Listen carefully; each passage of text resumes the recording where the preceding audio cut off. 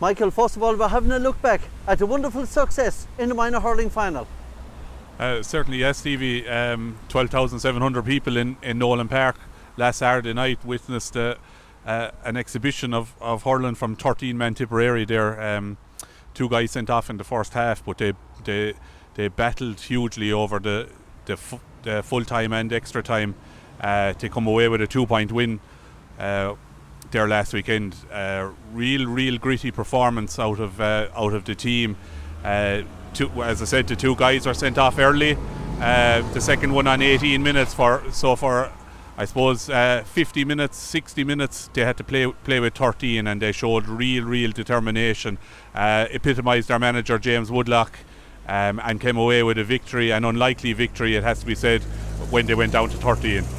TJ Connolly is also with us. TJ, do you think that the sending off really geared them up and said to themselves, we're going to go hell for leather for this one? Yeah, I suppose, Stevie, look, about the sending off itself, I thought they were quite harsh on two young lads that I suppose have given all their lives wishing to be in that situation to play in an All-Ireland final. And I'd say maybe if the officials had their time back and looked back at it again some stage, look, maybe a telling off and a yellow card on both, because look, there's probably been mixed emotions in both households, because when you're young lads hurling, the elation of winning the All-Ireland final, but also the huge disappointment for those 2 boys and their families. So look, what I'd be saying to those 2 boys is, you've ploughed the whole year through that Tip team, and you've been excellent, and Saturday's victory, probably they wouldn't have been there only for their contribution as well. So I'd like to say that first to the 2 boys that didn't finish the game. But for Tipperary, for the performance, like Steve, we've all said it for the last few days, it's probably been one of the best performances we've seen out of a Tipperary team from kids, really, from 16 and 17, and it just goes to show what Woody has with these players and his backroom team, because they absolutely gave everything to the cause with 13 players. And poor Kilkenny, look, I actually feel sorry for them in a way, for Niall Bergen, because you're playing with 15 against 13 and it's all supposed to fall into place and you're supposed to win, but Tip just gathered the troops, and the 13-man game, they suited it, changed their whole style of running, and it caught Kilkenny on the hop, even though they were there into extra time, but Tip got the breaks to win it. But look, it was a heroic performance from Tip. And as well, TJ, you've been in this position as a player, as a manager at inter-county level. It's very hard to know, what do you do with the 2 extra men? Yeah, and Stevie, I can guarantee you, on Sunday, if there was teams playing, they'll know it all on Sunday because of the mistakes that Kilkenny made. Where do you play your extra men, where do you not play them? And it looks to us all now that Kilkenny should have went with an extra man up front, that Tipperary would have had to mark him, but instead of that they put all their boys at the back, and it looked to me as if they were at 6s and 7s, and really they weren't experienced enough as kids to know where they were going to go or what they were going to do, and the reading of the game became a little bit hard on them. So look, all those experts on Sunday know now where to play extra men. If somebody sent off, that we probably should have put someone up front and Tip would have had to mark him. John O'Shea, your views, please? Yeah, look, I agree with TJ there. I suppose they packed their extra men back in the fence there. They worked the ball out to midfield, especially in the second half of normal time, and then they were taking pot shots at the goals, and they were all trailing off wide, and they had the 2 big lads inside. They had that, what's his name there, the centre forward that got the goal, Bill, whatever his name is, and the other guy, and they put no ball into them. They're probably the 2 of the biggest players. Mullen was the other lad, whereas Tipperary lads on the field, because you see, once you're inside the lines, it's very hard. Young lads like that, they had to make up their own mind what they were going to do, because you can't really coach from outside the line to young lads like that when they're playing the game. 2 men down. What did they do? So they've sort of probably brought all the preparation that they had during the year. Now they never prepared to have 2 extra men, or to be down 2 men in All Ireland. That was never on the agenda, But they coped very well, and it just shows you the way that they had learned from overall during the course. Probably a lot of them lads there over 2 years now, and I suppose the way there's a lot to be said, a lot being spoken about Woodlock there, but I think Woodlock, the way he deals, and Conor O'Brien and them lads, the way they deal with young lads, because these are only children, you see. Remember that. We must always not to get away from the fact there that how they manage them and how they speak to them and how they get through to them, because it's very hard maybe to get through to young lads, because young lads know everything, and how they're able to, get him into the right frame of mind. And that's a huge attribute to them, you know what I mean? And that was probably the winning of the game, as much as anything else. Okay, Michael McCarthy, we're now going to look ahead to this coming weekend. Clare Kilkenny on this coming Saturday. On Sunday it's going to be the other big one, Limerick and Cork. But first, Clare and Kilkenny. Yeah, an intriguing game in store in Croke Park, 3 o'clock on Saturday, Stevie. Clare, I suppose, coming with revenge on their mind after losing to Kilkenny the last 2 years at this stage. But I suppose they'll be buoyed by getting the league final win over Kilkenny there a couple of months ago in Thurles. I hope we'll see Tony Kelly, who looked to be back to his best against Wexford the last day. He will definitely start again, and he'll be a big plus for Clare going into this game following, I suppose, the Munster final loss to Limerick. Kilkenny have had Adrian Mullen back for the Leinster final, and he put on a serious performance in that game, 6 points from play. That was his first game, only his second outing in the Leinster Championship.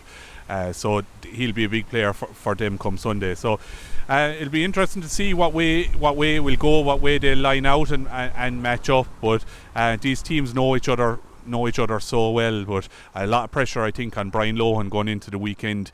For him and Clare, they need to get a victory and they need to get to an All-Ireland final. John? Yeah, I'd agree with you there, Mike. There, look at Clare are after coming off the back of 3 consecutive defeats in the Munster final.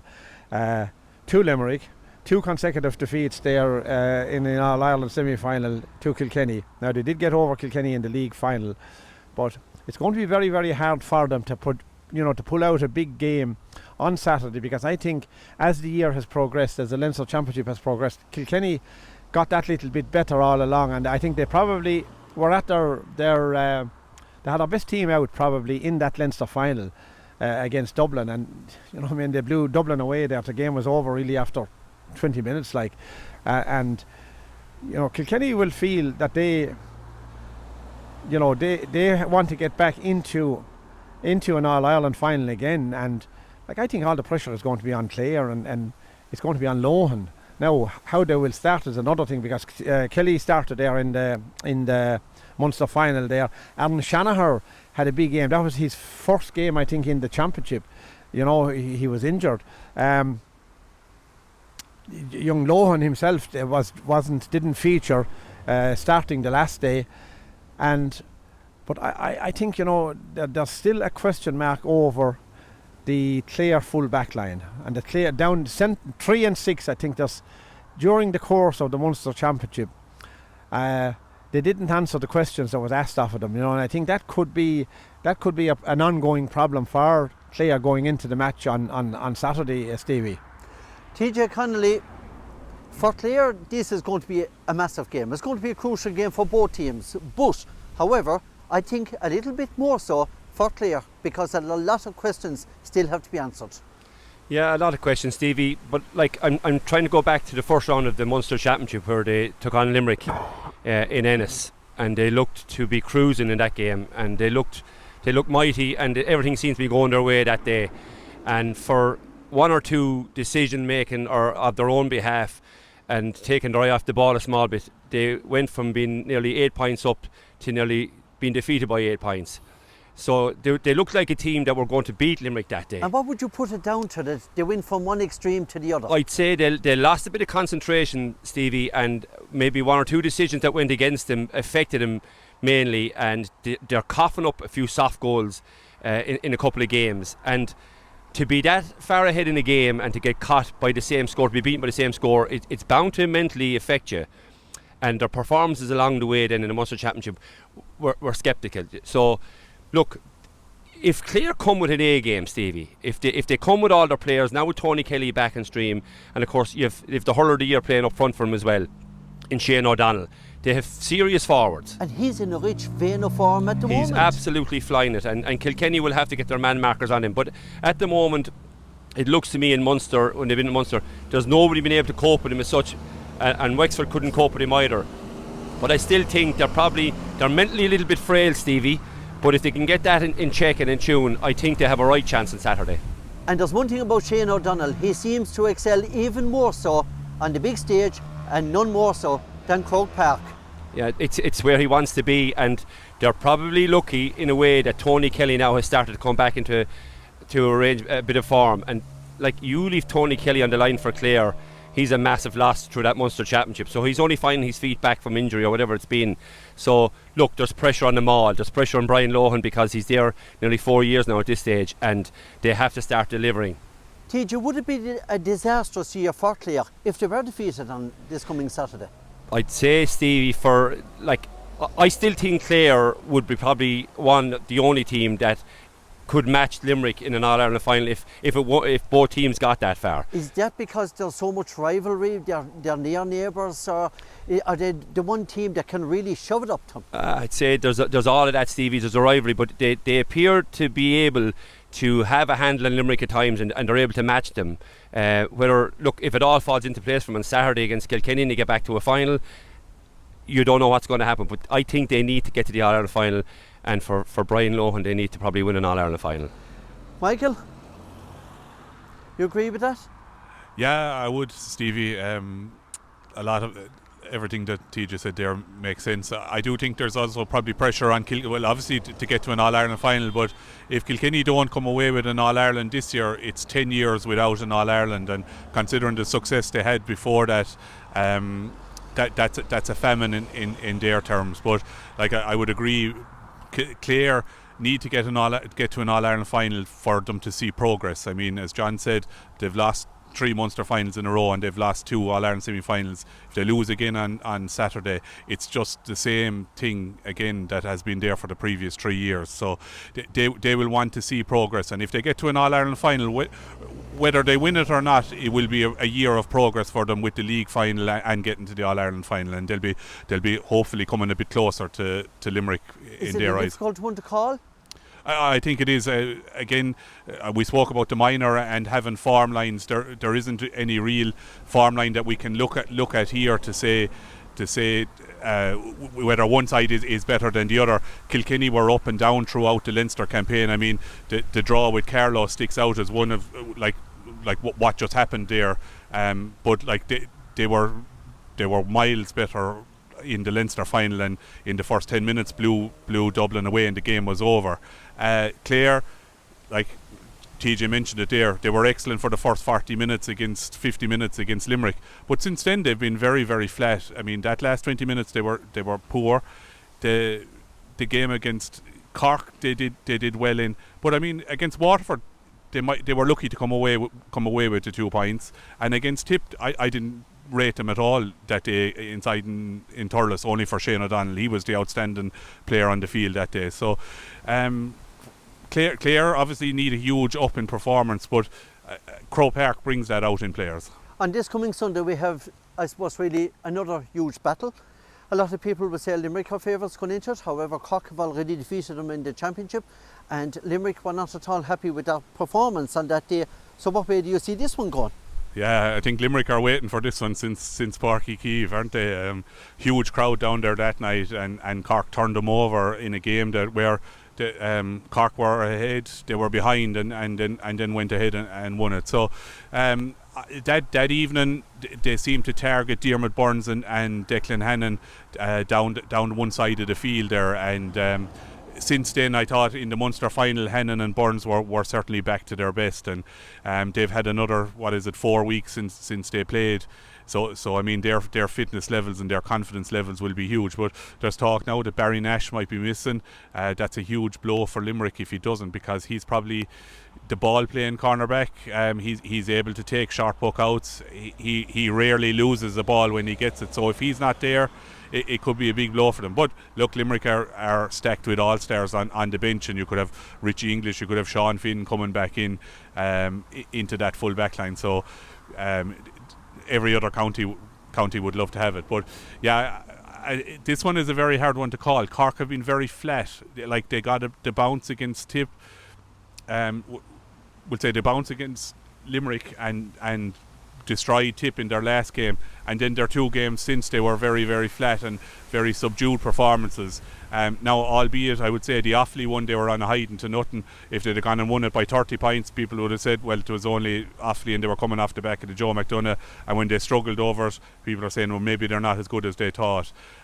So they were probably on a hiding to nothing in that. But I think Cork are really looking forward to this. They lost to Limerick in the 18 semi-final, they lost them in an All-Ireland final, and they'll be looking for a little bit of revenge in Croke Park. TJ, do you think that Lightning is going to strike twice for Cork really if they were to win again? Stevie, there's 2 Cork teams in my mind. There's the Cork team that are absolutely outstanding when they're on their A game, and their pace and their ability on the ball is huge, and they could rip teams apart if they come with that game. But then there's the other side of Cork where they have been flat in a few performances along the way, and if they come anyway under par, like, you have to bring your A game against Limerick and more, and if you come to play Limerick, anything underneath that, you'll be in trouble. So we need to see the Cork team that can perform at the top level, that they're able to play with the players that they have. Do you think that could be a worry for Pat Ryan, the manager? I suppose it's probably a worry for every team, Stevie, that on the day things could go wrong on you, but to play Limerick and something to go wrong, you're in trouble, because you can't afford for anything to go wrong. Watching Limerick, Stevie, and it's a hard thing for a tip man to say, but I have to say, the last day I saw them playing, I said this is the best team that I've seen playing hurling at this modern game. Their ability to come out of trouble with a triangle pass or a couple of passes within a short space of each other and put the ball over the bar from a distance away is unbelievable, and they are hitting form now again, and they seem to have that down to a fine art. Sure, the coaching they're doing is probably unbelievable, and they're lucky they've fallen on a vein of players all came at the same time from that under-21 team in 2015 that beat us in Limerick that evening, and they've come on and they've all come together, but they won't all stay together, Stevie. Do you know, they're going for their 5 in a row. It's possible, it's very possible for them to do it.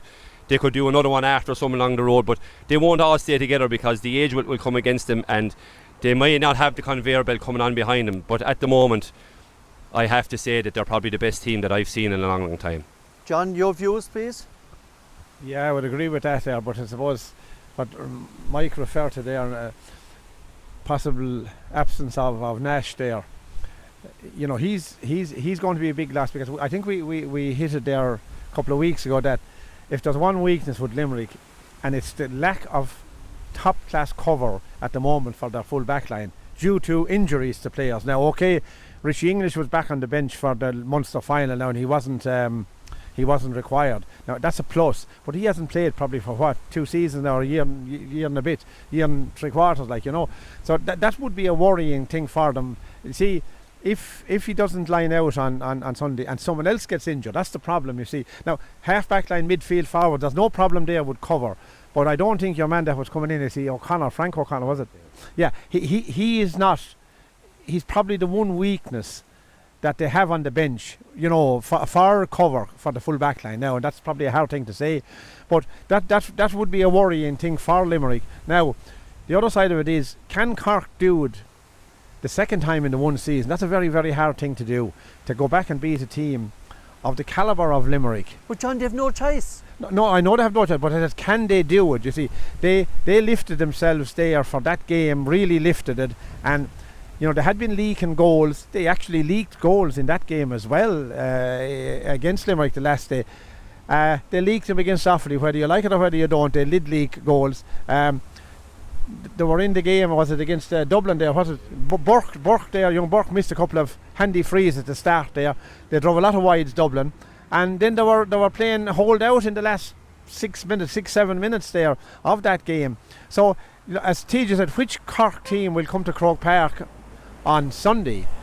Will it be the team that's the lacklustre leaking goals, or will it be the team that, you know, really put on the pressure when it was needed against Limerick the last day, and totally, you know, made a show of Tipperary inside there? Will that be the team that comes to it? And I think if they got that, Limerick could be in trouble. But to me, I think, you know, the experience of Limerick over the last number of years, I think, will hold out on Sunday, Stevie. Michael McCarthy, There's battles all over the field. I've spoken to TJ Connolly, John O'Shea and yourself several times about this, but the two goalkeepers are going to be crucial on this coming Sunday, especially with our puckouts. Yeah, and I would say there's probably no comparison between the two goalies.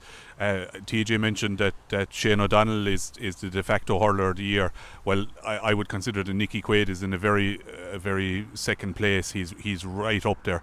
I think he's tantamount to what Limerick do. His restarts are exceptional, and I think the leadership he brings to the game, and he has brought off some very crucial and excellent saves this year as well. You know, so, I think he's an excellent player, and when he goes, I think he's the one that could break up that Limerick side when he goes. But there's no slowing down in him yet. Patrick Collins, he's up and down. He can make mistakes, I think, in the goals. He made a bad mistake against Limerick where the short puck out to Shawnee Donoghue was intercepted, and Garrod Hegarty, I think it was, got the goal. And there was talks during the year that Saunderson from Middleton might replace him after the second round, but he stuck with him. He was very good against Offaly. Brought off a couple of good diving saves. But yeah, you're right. It is a battle, but I think it's one that Quaid wins hands down. You know. And what way do you see it panning out? Who do you think will advance to the big one? I think from an experience point of view, you'd have to go with Limerick.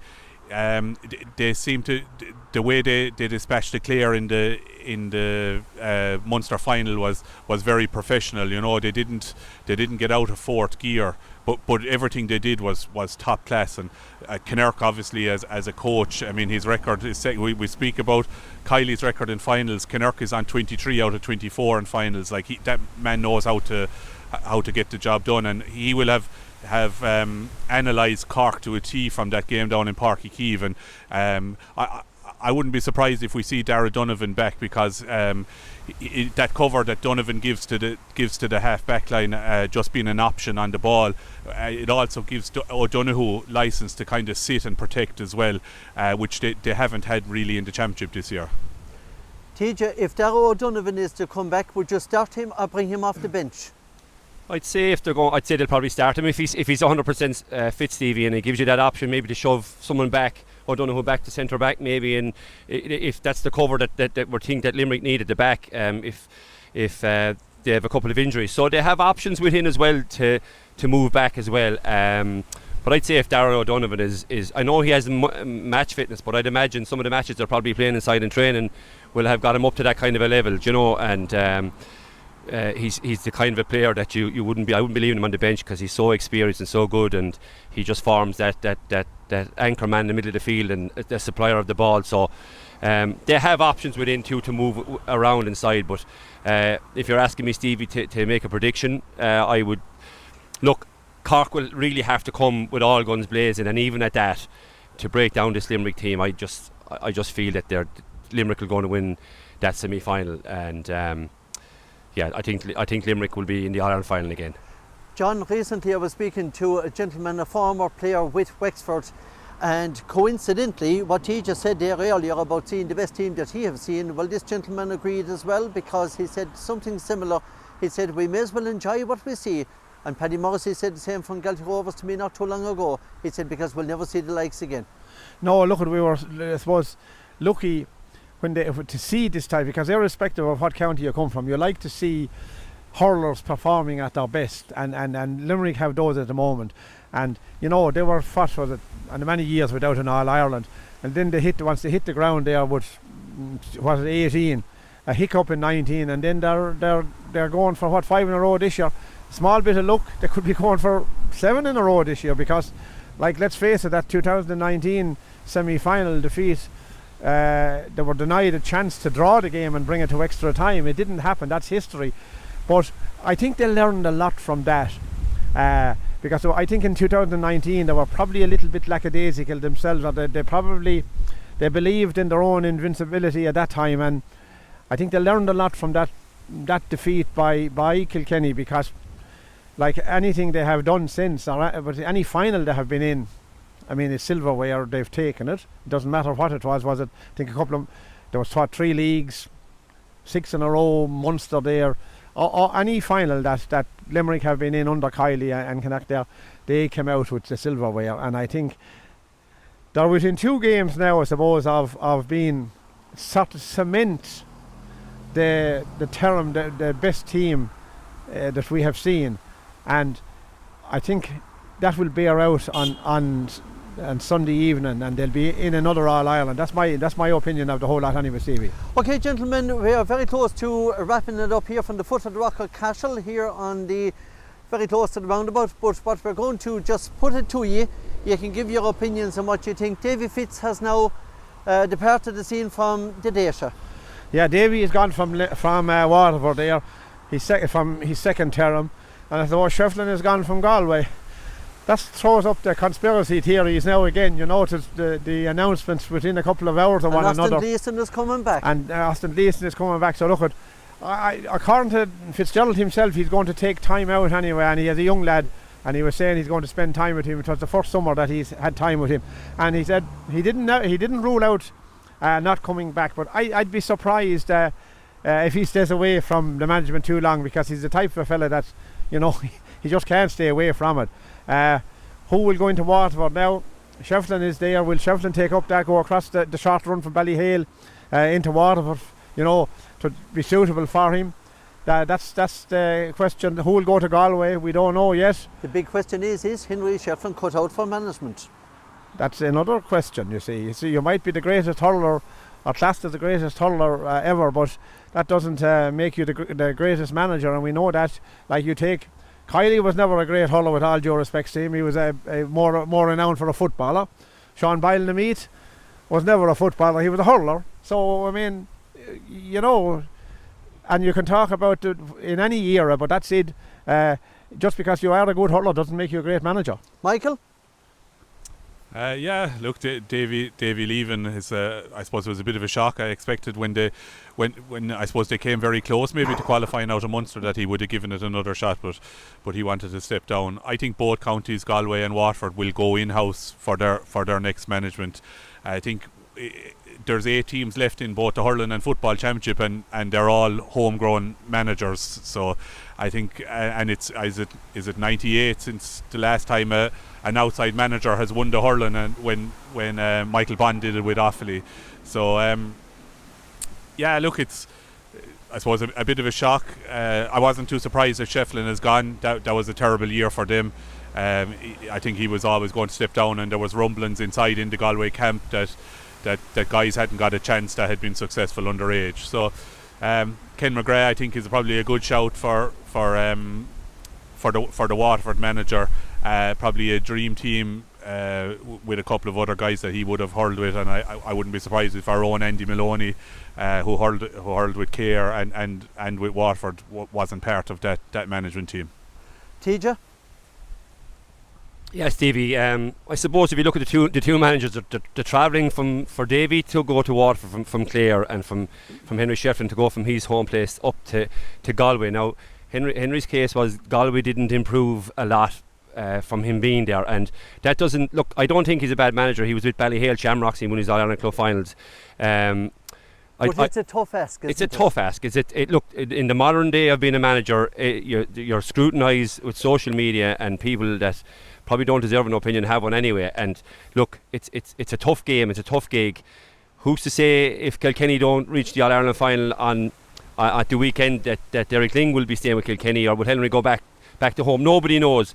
With the Galway job, I think Mike is right. I think they'll probably fill from within in that role. That they've plenty of guys that have been with minor teams and 21 teams, and they'll probably fill from within. But I couldn't see Davy staying out of the game too long either, wherever he'll end up. But look, I think he's good for the game. I do. I think he's passionate. We had him in Cashel there a week ago. He was doing fundraisers for us. He couldn't be nicer to everybody, to the kids, to the whole lot. He's an absolute gentleman. He wears his heart on his sleeve, and he's a winner, and he won't be long out of the game, I've no doubt. I would totally agree with you. TJ Connolly, John O'Shea and Michael McCarthy, thank you all for joining us here from the foot of the rock.